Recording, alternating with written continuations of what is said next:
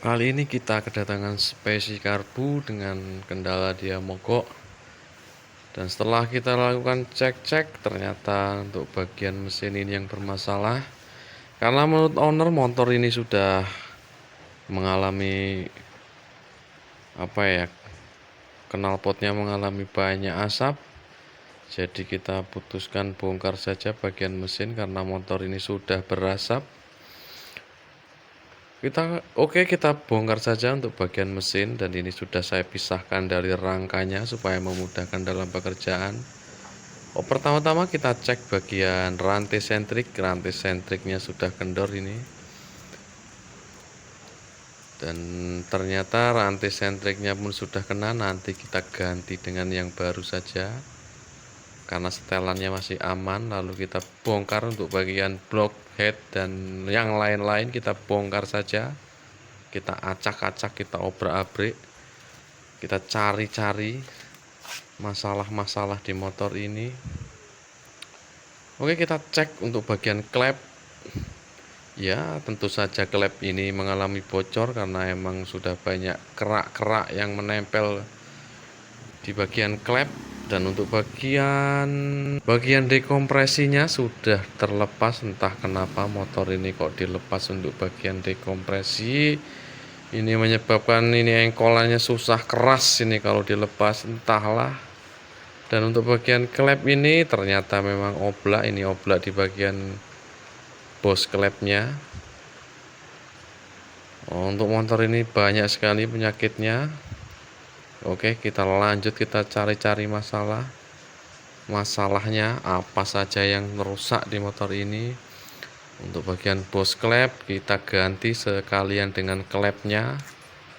Oke, kita buka saja bagian CVT-nya karena untuk melakukan pergantian rantai sentrik kita perlu melakukan pembongkaran di area CVT karena nanti mengeluarkan rantainya dan memasukkannya lewat situ.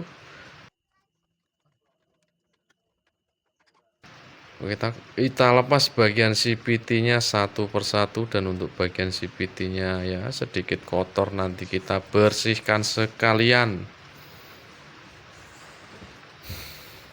Ini udah menjadi bonus. Dan untuk bagian gigi pinion, untuk bagian pernya sudah nggak ada lagi.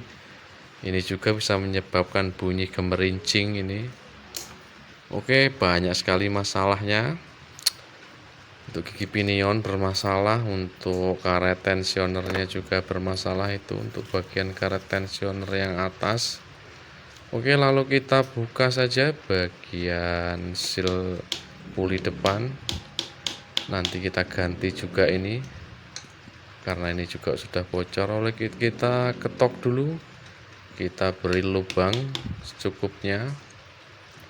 Nanti kita beri mur, kita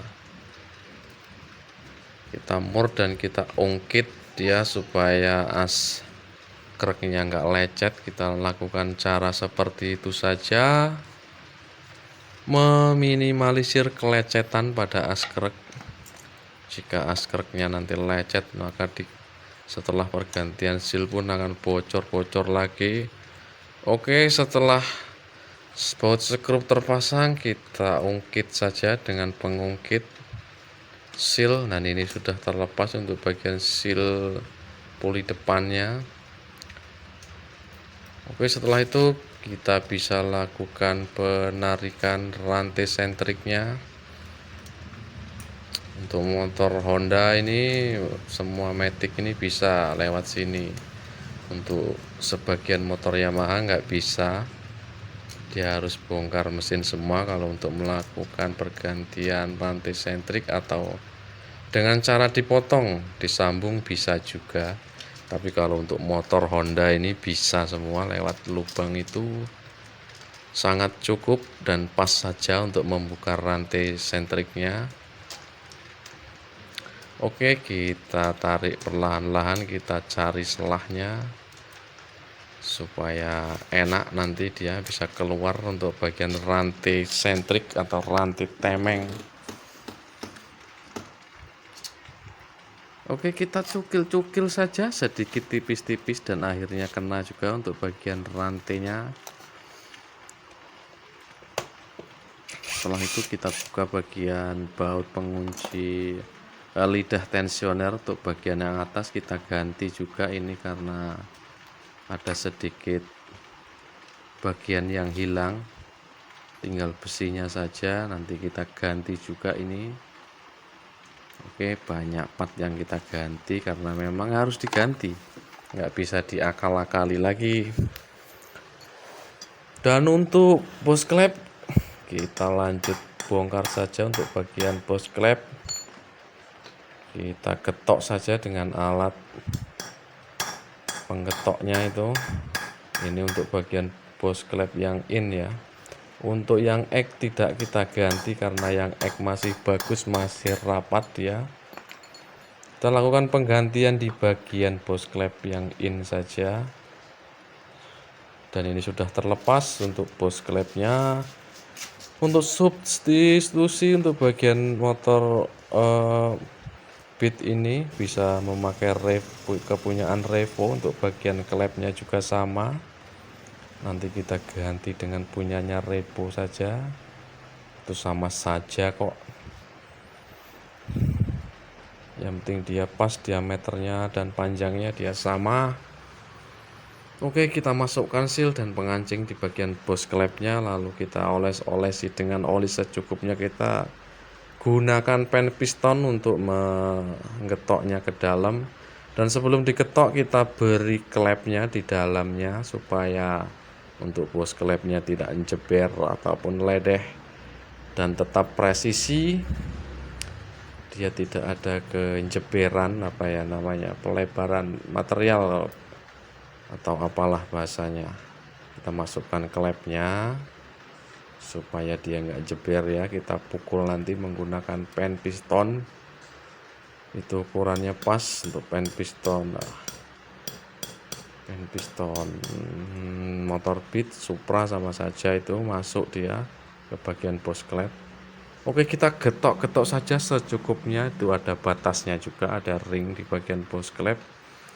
Setelah itu kita coba dengan klep yang lama, dia masih goyang, dan ini harus diganti dengan klep yang baru karena dia juga sudah kemakan untuk bagian payung klepnya. Dan kita ganti saja dengan klep yang baru, ini kepunyaan Revo juga, sama saja dia, panjangnya sama, lebarnya sama. Oke, setelah terpasang untuk bagian bos klep dan klepnya ini sudah rapat dia, sudah oke dia, tidak ada lagi goyang-goyang lagi. Setelah itu kita cek kembali untuk bagian klep yang in maupun yang ek. Kita coba rasa bunyinya ke bos klep yang baru, seperti ini bunyinya, klop klop klop, itu sudah masuk dan lancar ya, tidak ada seret-seretnya, itu pun sudah oke. Oke, setelah itu kita oversis untuk bagian pistonnya, karena piston dan bloknya sudah baret, kita oversis ke 75 karena tadinya ini sudah oversis juga ke. Oke, ada kendala lagi sebelum melakukan pemasangan sentrik. Ada bagian baut setelan sentrik yang sudah dol, lalu kita senai saja dengan mata senai M6 kali 1,0, dan ini pun sudah selesai untuk penyenaiannya. Dan untuk ukuran baut dia bisa kembali ke baut yang normalnya, baut M6. Oke, macam-macam saja kendala untuk motor ini, banyak sekali.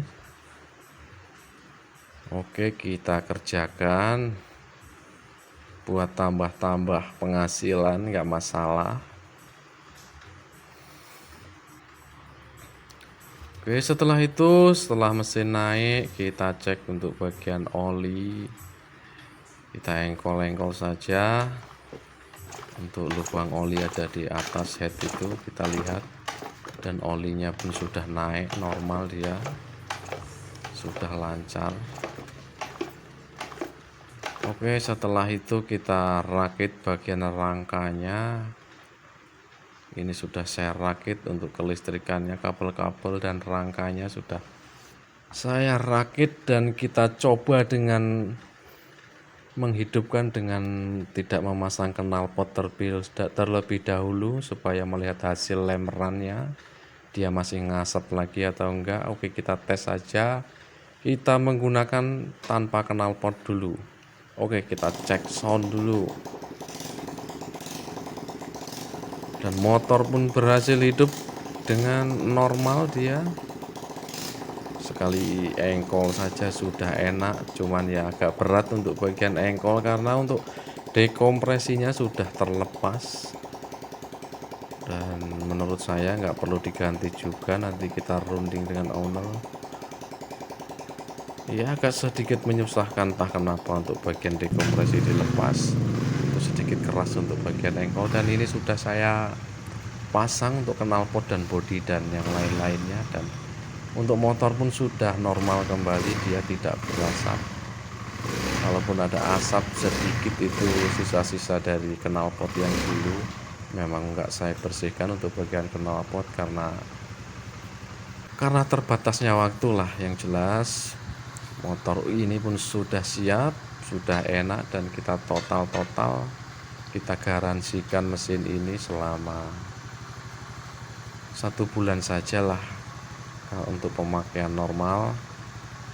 Dan kita pantau terus karena ini pun nggak jauh juga dari rumah saya untuk perkembangannya. Dan untuk kasus motor ini pun telah selesai, dan terima kasih kepada yang menyimak, dan sekian.